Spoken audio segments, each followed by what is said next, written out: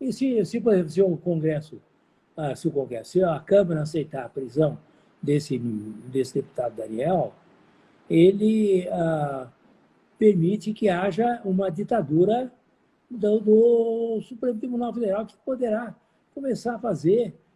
continuar a fazer as maiores barbaridades. Por exemplo, essa de aceitar, por exemplo, a prova criminosa, aliás, para compor a defesa do Lula, é uma coisa que é inacreditável. Eu, outro dia, dei uma entrevista e expliquei exatamente isso, que nós devemos prestigiar as instituições brasileiras, prestigiar o poder legislativo, o judiciário e o executivo.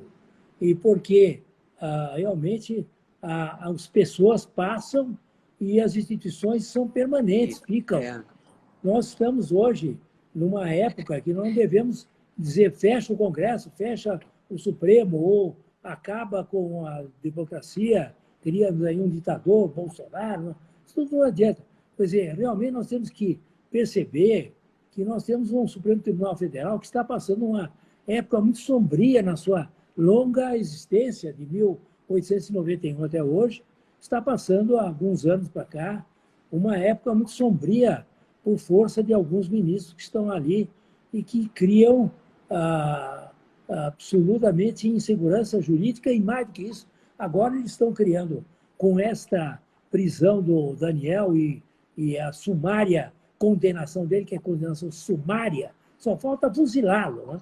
Quer dizer, o que eles estão criando? Eles estão criando realmente um precedente ditatorial. Eles estão criando no Brasil uma condição de que há um domínio da parte deles e que acabou. Eles é que mandam e acabou.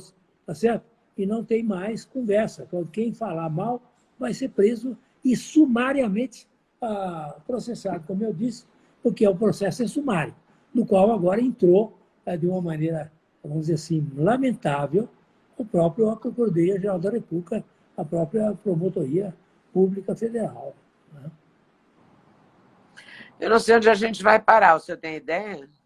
Não, eu acho que é só o Congresso tomar essas duas providências, quer dizer, o Congresso, a Câmara dos Deputados, e imediatamente iniciar o processo na Comissão de Ética para punir o deputado, que poderá chegar, inclusive, à sua cassação, que é o caso de quebra de decoro, a cassação. E, por outro lado, recusar e não aceitar a prisão.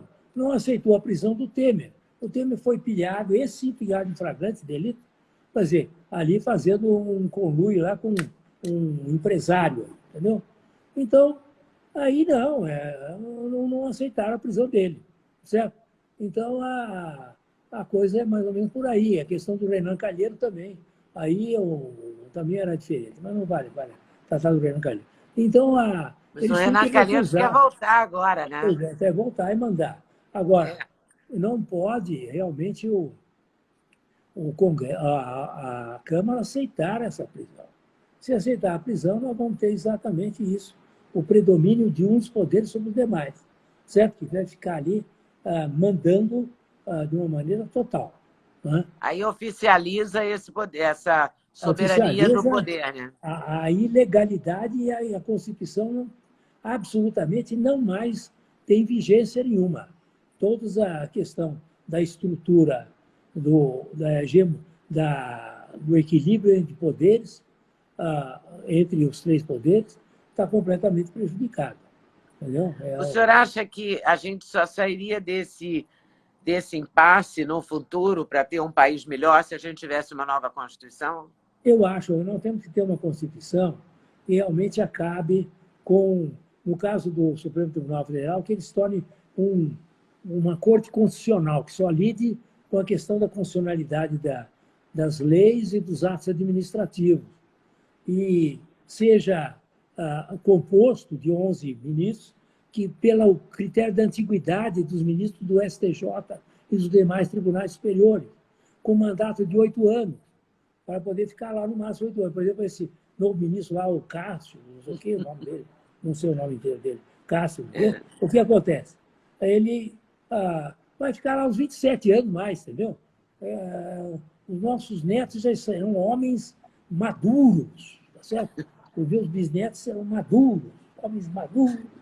E estará lá ele. Estará lá esse homem. Tocasse estará lá.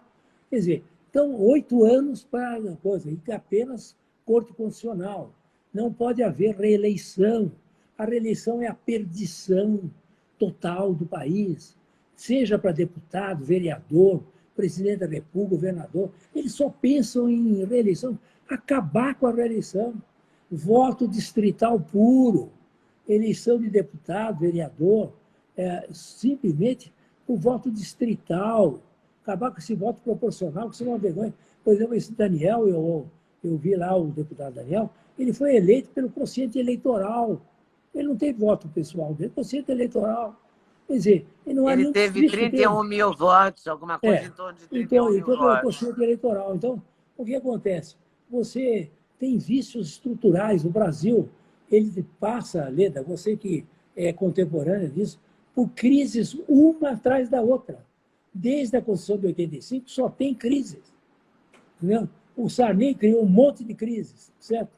O plano econômico, o plano institucional também. O Collor nem se diga. O Itamar foi um governo maravilhoso, por acaso. O Fernando Henrique foi um belo governo, mas acabou nas mãos do Centrão também, tá certo? E tivemos o Lula desde o começo com o tal daquele escândalo lá do Mensalão, depois o Petrolão, quer dizer, uma baderna. Quer dizer, agora nós temos esse governo também, que é um governo absolutamente errático, para dizer o mínimo. E assim por quê? Porque tem uma estrutura constitucional no Brasil que permite a permanência de uma oligarquia no poder de famílias que estão há 400 anos no poder, 400 anos lá na Câmara. O líder do governo no Senado é um pernambucano lá, ele está desde o tempo das capitanias hereditárias. Ele é herdeiro do capitão hereditário em 1674. Ele está lá desde 1674, está há 400 anos na política. Então, nós temos que acabar com essas oligarquias, tipo Centrão, que acaba tudo Centrão, e o Centrão mandando no país, seja governo de esquerda, seja governo de direita, seja governo de centro, como o Fernando Henrique, que foi um belo governo, diga-se passagem, dentro do razoável, tudo dominado pelo Centrão.